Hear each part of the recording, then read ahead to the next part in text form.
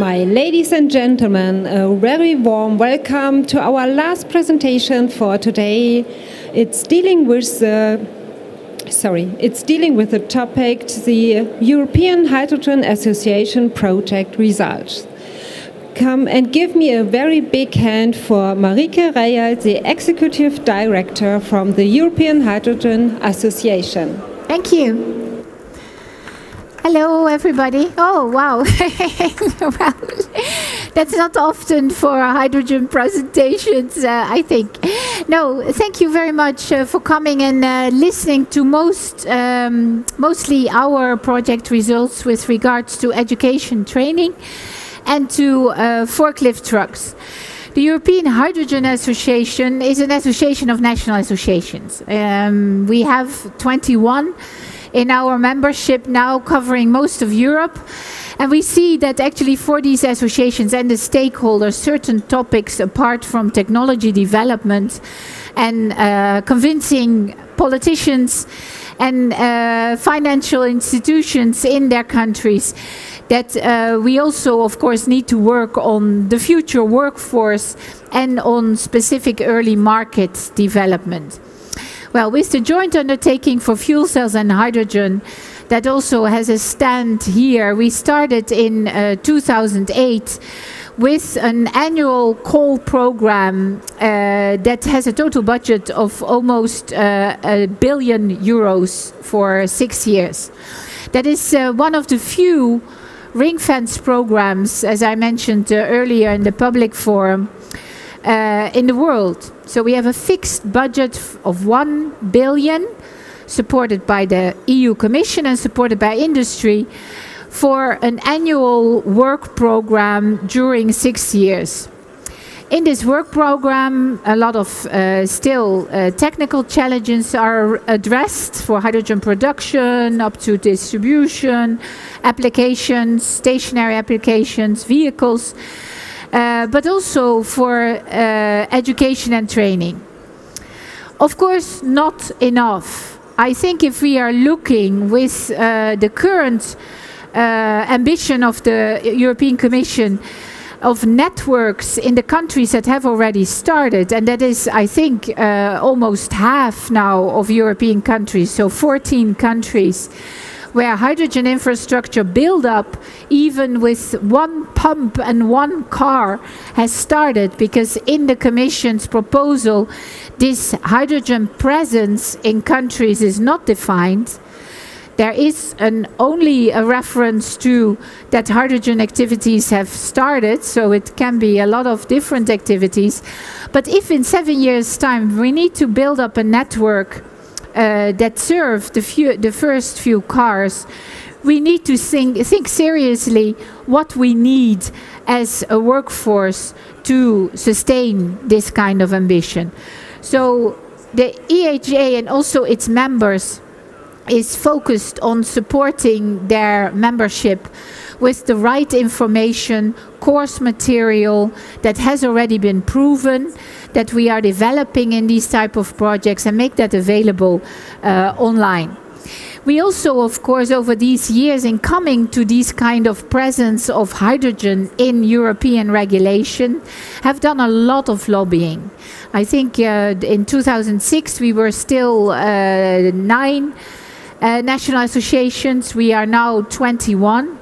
So in 5 years' time, we are adding 1-2 associations a year, even when these are economic unfavorable times, I would say, for technology, expensive technology integration. Target audiences, we are looking also a lot at local level. Most of the stakeholders that are represented in the national associations are companies. We are representing through these 21 national associations over 300 small and medium-sized companies, but also regions. They have grouped together in a partnership now of 40 regions in Europe that are actively and also very practically integrating applications, vehicles, buses, stationary applications, a wide variety of different uses of hydrogen. These regional developments I want to highlight a bit, because I think we are also looking at an interesting GDP total and of course a total population. In addition, we see with the first projects that we are also adding slowly but gradually workforce, employment at local level. With the fuel cell bus projects alone over the last 3 years, we have created almost 100 new jobs. That is small compared to the challenges in Europe, but these are numbers that we have to start adding in the different activities in the regions to show to politicians that this is a reality we need to take into account in our support programs and financial schemes. Well, what are the content of these different projects I want to mention here?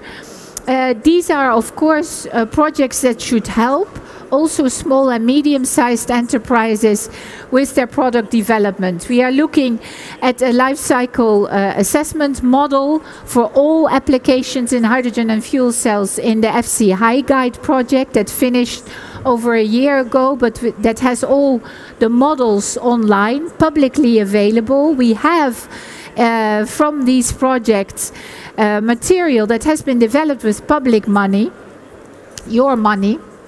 So these materials should be broadly available, we feel. So through our websites you have this information readily there. Then the early markets, SHEL and HyLIFT-DEMO. Europe is still a different place compared to the US in this field, strangely enough. We see with our involvement as a dissemination partner to communicate the results that both the SHEL and HyLIFT-DEMO forklift truck projects with fuel cells have a long preparation time. We need to convince the industry in integrating fuel cells in existing forklift trucks, adapt, of course, these forklift trucks also with regards to the storage of the hydrogen, and then find places to test it, where you need indeed a supply of the hydrogen at a cost-effective way, and also not too many hiccups in the production, because these are money-making locations that don't like any interruption. Then high professionals, this is one of the first technical training programs for the services of hydrogen and fuel cell applications for technical schools. So we have material and programs for that in high professionals. And then HyFACTS, I think one of the most successful educational programs in sense of impact. HyFACTS is creating a course for authorization officials that need to certify these installations locally throughout Europe. I'll come back to that later, because it's indeed stunning to see what the average knowledge of authorization officials is of hydrogen, of course.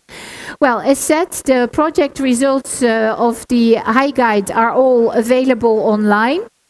It's for all application areas. So these life cycle models have been developed for stationary applications, but also the fuel cells used in vehicles and early markets like forklift trucks and others. Then quickly the forklift truck demonstrations of SHEL and HyLIFT-DEMO. It is indeed, as we saw in the last World Hydrogen Energy Conference, a big difference in the funding structure of these programs between Europe and the US.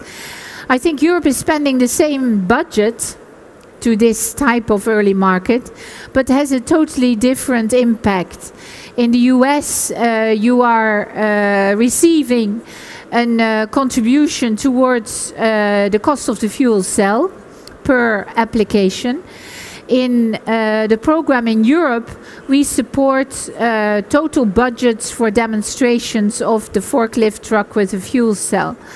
That means that for the two projects that we are looking at here, we are spending the same number on a little fleet of forklift trucks. And in the US, they are able to fund with the same money a larger number of these applications. So there is indeed a need with developing the new funding cycle also for this program to look at the most effective use of this. Then the HyLIFT-DEMO project that is now also looking at the second edition in order to leverage the experience, especially in the procurement and the sourcing of the hydrogen. It's quite a large project also in ambition in order to establish a fleet of at least 30 forklift trucks, all developed and manufactured in Europe. That is, of course, one of the objectives of both projects, that we get some European products on the market. The distribution method, that has been developed in this project for hydrogen, well, it can be two ways, of course, the trucked in and on-site production. Trucked in, as we see, at least in establishing the first locations, is a most economic way of doing this. The locations then of the production sites of hydrogen are currently a bit determining where these locations of the forklifts demonstrations could take place. But indeed, for a full renewable and sustainable value chain for these type of projects, we should be looking at some on-site hydrogen production plus linked to renewables as well. And in that sense, also the European Hydrogen Association, in sourcing the locations together with the regions, the logistics centers, of course, are becoming quite interesting. We see in the regions the comparison with vehicles using battery and fuel cells. Battery vehicles are increasingly used in conjunction with these logistics centers in getting merchandise into the cities. So the full carbon footprint is being looked at.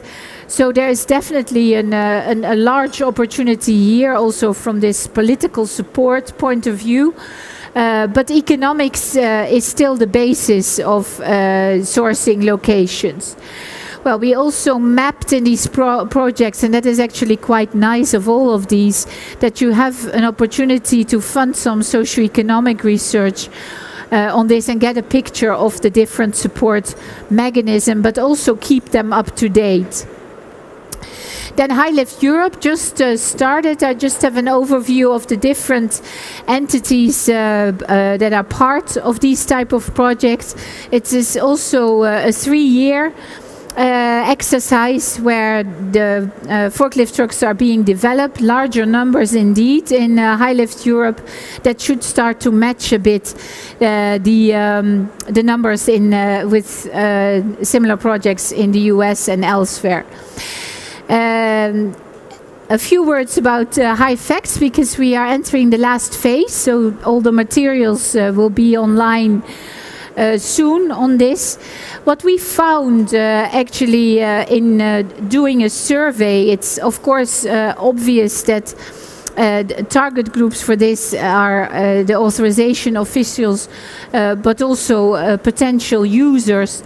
One of the reasons behind this project was also to update safety information and hydrogen handling information into a broader target audience.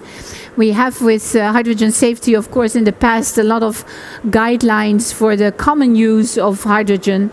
The broader use of hydrogen now as an energy carrier requires that we highlight different aspects. And we found actually indeed that the knowledge and the awareness of hydrogen handling, of course, with most of the authorization officials that are responsible for these installations, is very poor. And in order to find out also where then you should point at in educating these people, that took, at least in the preparation phase of this project, quite some time. Every country is different. Every authorization, official and career path in that sense in every country is different. So you have to identify where these people learn their trade. And for most of them, that's on the job, of course. So what we found is, in order to train them in the basics and also sufficiently, is to have 2-day courses.